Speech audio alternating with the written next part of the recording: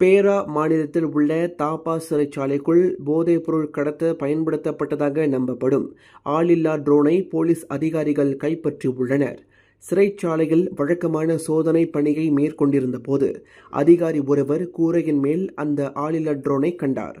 போதைப் பொருள் அடங்கிய பைகள் அந்த ஆளில்லா ட்ரோனை இணைக்கப்பட்டிருந்தன.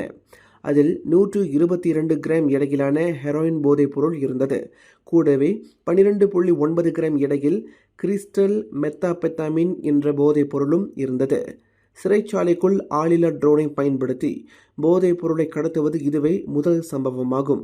இது தொடர்பில் போலீசார் தீவிர விசாரணையை மேற்கொண்டு வருகின்றனர் என்பது குறிப்பிடத்தக்கது. இந்நிலையில் ட்ரோன் எதிர்ப்பு அமைப்புகள், உள்ளூர் தொழில்நுட்ப இடமறிப்பு கருவிகள் உருவாக்கப்பட்டு நாட்டிலுள்ள அனைத்து சிறை நிறுவனங்களுக்கும் விரிவுபடுத்தப்படும். அறிவியல் தொழில்நுட்பம் மற்றும் புத்தாக்க அமைச்சு இதனை தெரிவித்தது.